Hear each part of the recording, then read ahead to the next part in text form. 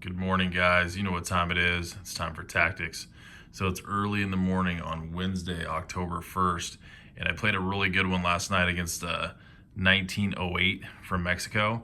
It was a very tactical game, and I was playing white. He was playing black. This is game 30, and just a lot of traps in this game, guys. A lot of themes that I think are going to be really educational, but let's just get into it. So it's his move. We're on move number 30, and he goes rook from D8 to G8.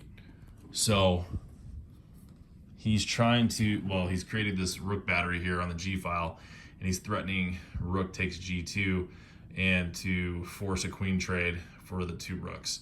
So not a bad thing for me, but pause your videos here and look at the position and imagine what you would play or what you should play.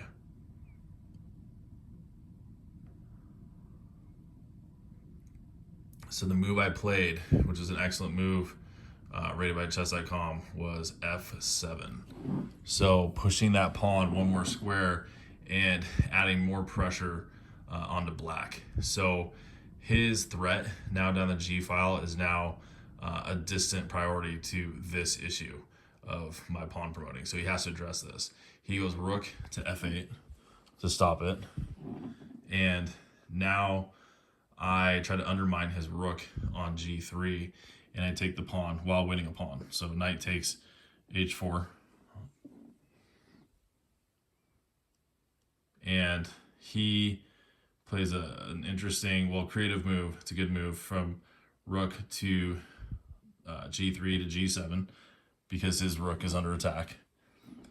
But kind of a tricky move because he's added another attacker to the F7 pawn, but what else has he done? He's also exposed a pin on my knight that's on E5.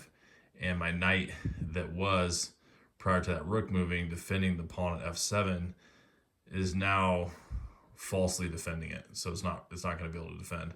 I only have my queen defending it, but I have two rooks attacking the pawn. I don't want to lose my pawn. I definitely don't want to lose my knight. So what do we do? What would you play here? So king to H1 was the game move. King to G1 would also have been good, but that's what I play. So I've addressed the pin. Now he starts attacking the knight with the rook. He comes back down, rook to G5. And there's two ways to defend this. And if you look into the position here, the proper thing to do is to defend the knight another time because I have the queen attacking and the rook attacking it. So the best move according to chess.com was queen to F4, defending the knight one more time, but also counterattacking the rook. But I played the second best move, which was knight to F3, because I also didn't like the diagonal of the bishop scope on B7. So I kind of wanted to add another piece to interfere with that. And so now I've defended the knight another time, and his rook's being attacked. So he has to move it, and he goes rook to H5. So I play a strong move here. The engine liked it. I played queen to G3. And kind of a tricky move too, because it's kind of duping him into, or coaxing him into taking the pawn. But pause your videos and calculate why rook takes F7 won't work.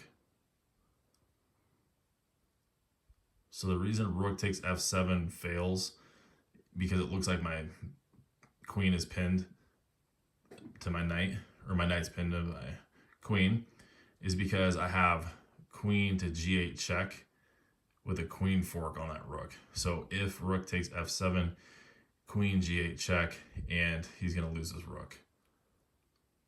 So he doesn't do that. He sees it, and he goes rook F8 to H8. But there was also another idea behind my queen to G3 move, which was, I'm going to force the issue. So I go queen to G8 check anyway, and hoping that he takes the queen with the rook, and then I queen with my pawn from F7. He doesn't do that. He goes queen to D8. And so I just simplify the position. Queen takes D8. king takes d8.